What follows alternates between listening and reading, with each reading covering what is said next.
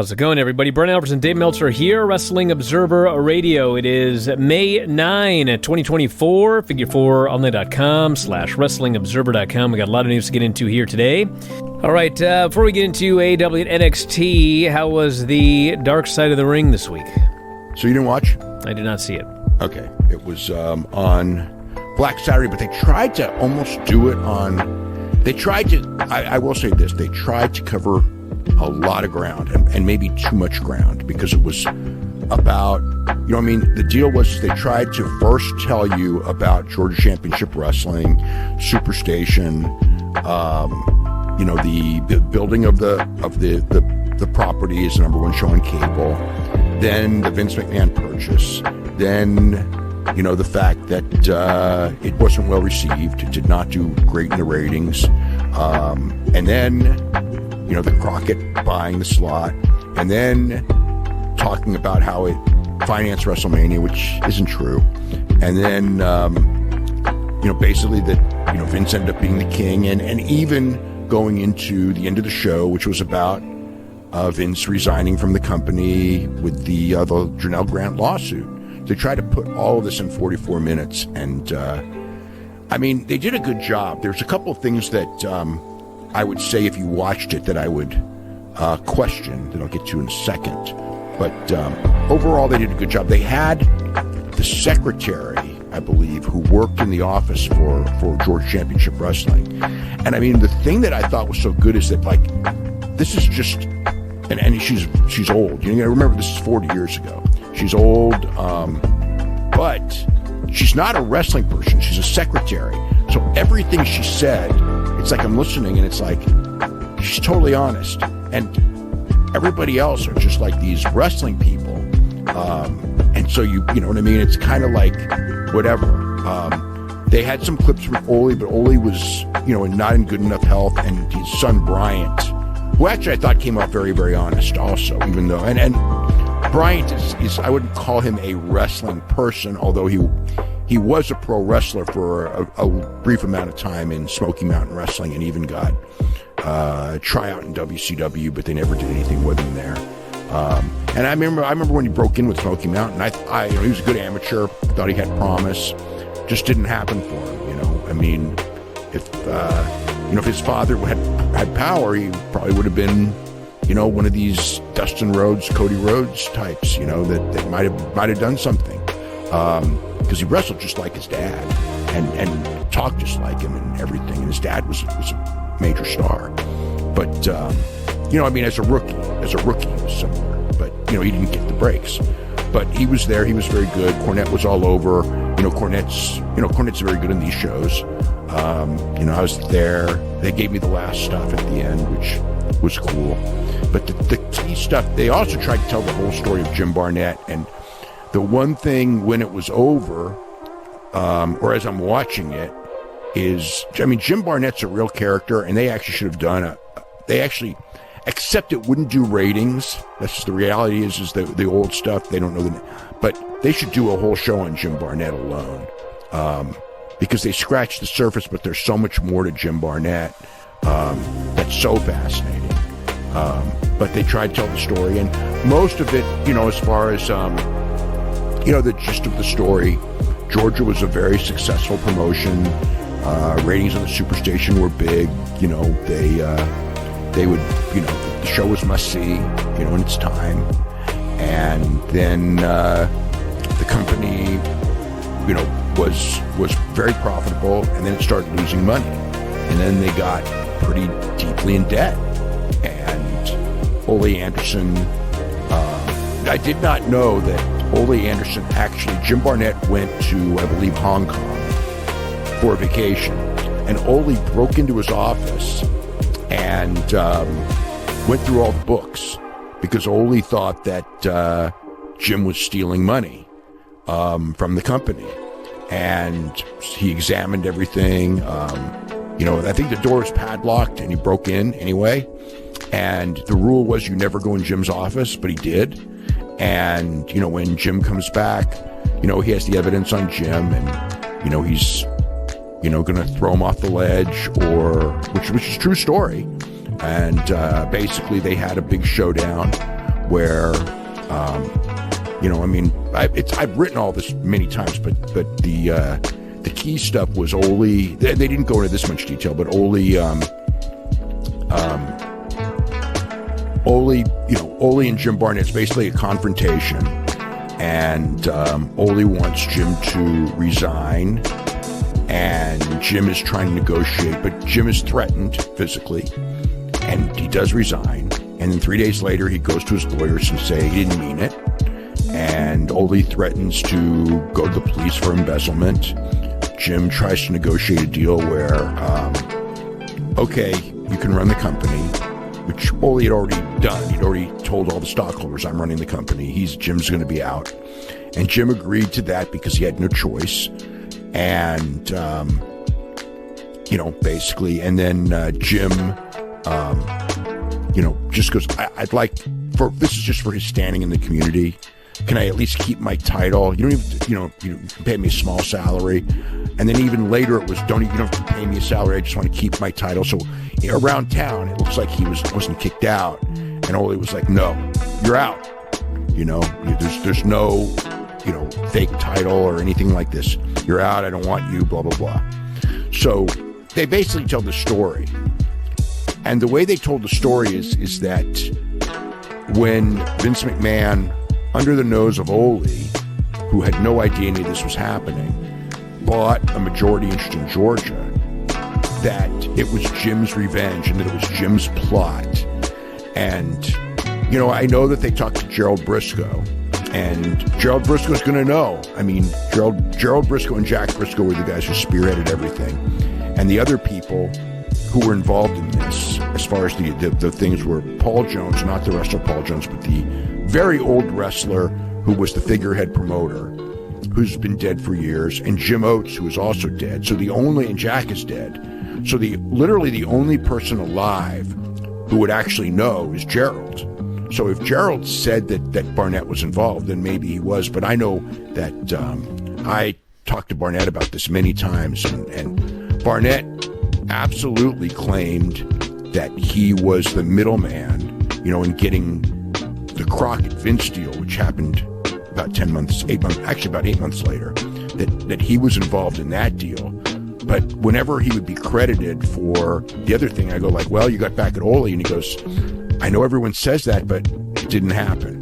And I spoke at one point, I know Jim Oates, who was the guy who was, Jim Oates was actually the number one stockholder in the company at 26% of the stock. And he was the key. Jim Oates was actually the key because the Briscoes, Jack was the one who went to Vince.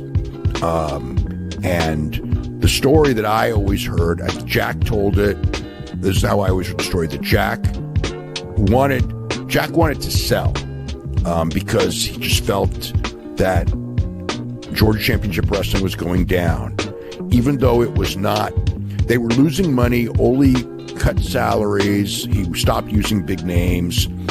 He did get the debt under control, but they weren't, they made like, so here's the deal. In 83, is it 83 or 34? 83. So in 1983, their revenue dropped 60%, but because Ole had cut back so much on expenses, on paying talent so little as compared to before, and using lower level talent, they were not losing money. They were not making a big profit, but Jack and Jerry believed that you can't go on like this with business falling like this and just cutting. And they basically felt that their stock in the company would be worthless because the direction it was going, was not conducive to long-term success. Plus, maybe they could see where, the Vince thing, the future with Vince. Maybe they could, maybe they couldn't. They were looking out for themselves and just trying to unload their stock. And, Jack calls up Vince, and Vince goes, wanting to sell the stock, and Vince is not interested at all in the stock. It's just like, they had 19.5%, I believe. And Vince is like, what good is 19.5% of this? I don't want it. But if you can get me 51%, I'll buy 51%. because then he would have access to the superstation. So the Briscoes, they went to Paul Jones, and, he was old, and they convinced him because he was the least loyal to Ole. So with his 22%, they had 41%-ish, 41.5 maybe. So they needed, the other shareholders were Ole, who was not going to sell. Gene was a minor shareholder. Fred Ward and Ralph Freed who were promoters in Columbus, who were loyal to Ole. They weren't going to sell.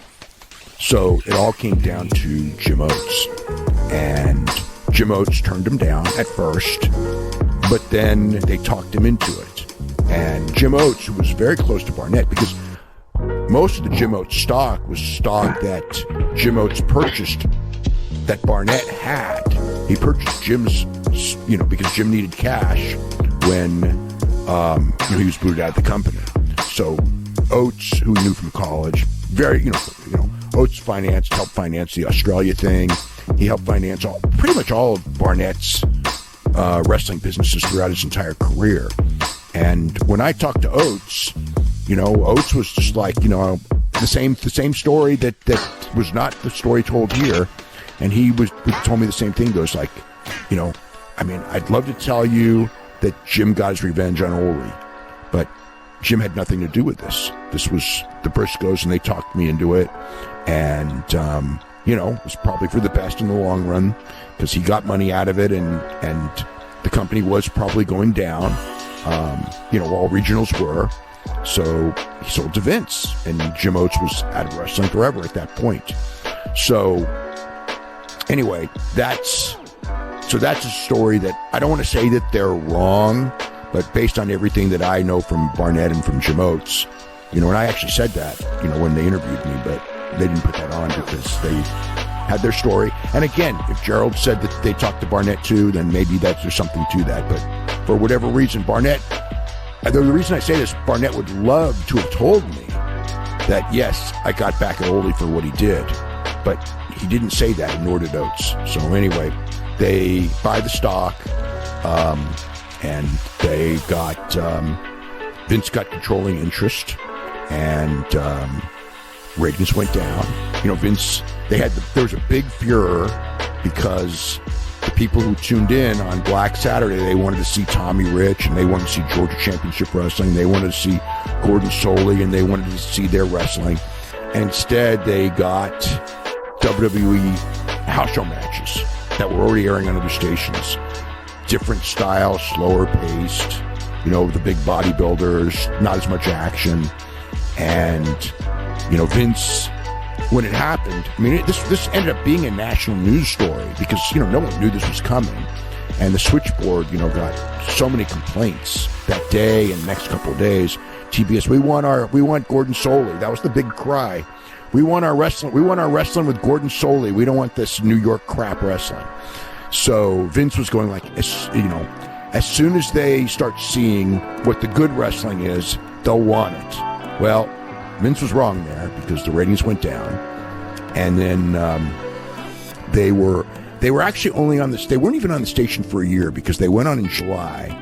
And then it went through March of 85, but that was such a pivotal year because that was the year of the expansion, and nobody else had national TV during that period. Vince had USA, Vince had TBS.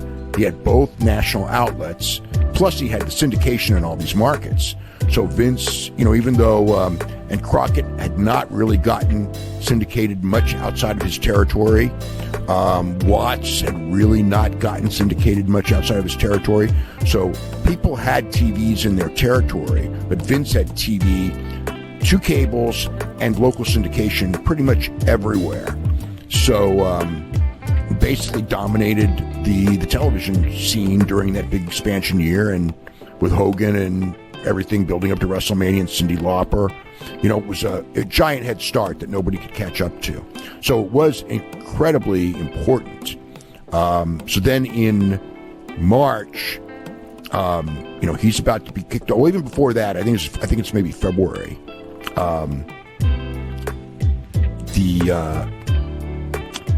Turner is tired of Vince. This is where the Turner-Vince feud actually started. Was, he put Vince on and it was fine and everything, but the ratings sucked. And also Turner got Vince mad because Turner, 2 weeks later, because of all the complaints, put Ole Anderson's new company that he started from scratch, Championship Wrestling from Georgia. So Vince buys the company, has the big meeting, tells all the wrestlers. Now, Vince publicly said that all of you wrestlers have a job with me, and, I offered Gordon Soley a job. I know Gordon Soley told me that Vince never offered him a job, and that was a lie. And I would believe Gordon on that one. The story that they told here, even though Vince told the story, they offered everyone his job, is that everyone was told, you don't have a job, it's done, the company is folded, it's over. They did bring the champions in, spoiler, Les Thornton, they brought in Wrestling 2, but they used them as jobbers and got rid of them pretty quick, for the most part. Didn't do nothing with the Georgia guys that they hired, the Road Warriors. They didn't go. Obviously I think Vince would have loved them, but they didn't go because they were making a lot of money now by this point, doing big shots for the different NWA places. So anyway, so the guys, so Ole starts up Championship Wrestling from Georgia like 2 weeks later or 3 weeks later.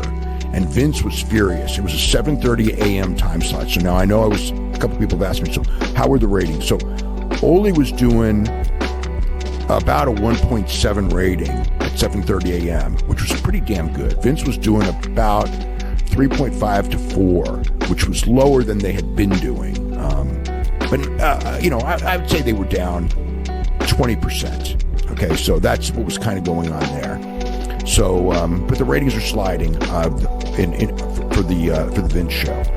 So then, early '85, Turner and Bill Watts make a deal, and Turner gives Watts a time slot. I think it was 7 o'clock on Sunday. I mean, it was not the traditional time slot. So Watts comes in, and Watts is doing a 5.3. So Watts is beating Vince handily with old tapes of a Mid-South show, a 1-hour Mid-South show, which was from the Irish McNeil Boys Club. And it was, I believe about 6 weeks behind what was actually taped, so it wasn't even up to date or anything like that. But Mid-South was a hell of a wrestling show back then. But from the week one, Mid-South Wrestling actually, for that period it was on, became the number one show of all cable television. That's how successful it was. And Turner and Watts made a deal verbal deal that was never signed, where they would do a thing where Watts would control, they would basically go into business with a company that Bill would own Mid-South Wrestling, which would promote in his cities that he already was promoting. But they would run as partners outside every place they went outside, using TBS as the main exposure. If they would go to whatever markets, St. Louis, Tampa, wherever, say any city in the country, that Ted and Bill would be partners. So they pretty much have this deal. It's agreed to. Vince is about to get kicked off the station. The contract is about to end. Ted can legally kick him off. Wants to kick him off. Was going to give Bill the time slots. Barnett did know about all this because Barnett has zero to the ground and everything like this. Barnett makes the deal. Vince is going to get nothing out of this. He's just going to lose the thing, and he's going to lose the time slots. That was it. So he makes a deal with Vince makes a deal with Crockett, and Vince basically for $1 million he gave him the TBS time slot. And also Vince told him when he made the deal to Jim Crockett, he'll choke on that $1 million. And in fact, I guess you could say in the long run he did. But on the show, and David Crockett used to say this, they said that like that $1 million financed the first WrestleMania. So people watching got this idea that Jim Crockett's purchase of that thing financed the first WrestleMania, which is completely not true. The first WrestleMania was that idea was months before this purchase, before there was going to be a purchase or anything. It was great for Vince to have that $1 million, but that had nothing to do with purchase, financing the WrestleMania. And Inoki didn't finance the WrestleMania, which is another story too. Inoki did catch Vince. Vince was behind on a lot of bills, and Inoki paid $250,000 for rights to use WWE wrestlers in New Japan for the year, which Vince later, by the end of the year, got rid of because he didn't need to, because his business was so good, he didn't need that money, didn't need that deal anymore. But that did pay a lot of bills that Vince had gotten behind on with his first expansion. But the WrestleMania, was not, the $1 million was fine, it's good to have, but it wasn't, they were doing, by this point, it's like, by this point, they're doing, $60 million a year. The million isn't that, it's money, but it isn't that big of a deal. But that story of them, financing the first WrestleMania, that's just not true. So anyway, that's what happened there. He sold, and Barnett was the conduit there, because Barnett was friends with, was working for Vince, and he was friends with Crockett. And Crockett didn't want to deal directly with Vince. They were at war. So Vince sold him the time slot, and Crockett got it for a couple of years until he ran out of money, and then Turner bought it, and the rest of that is history.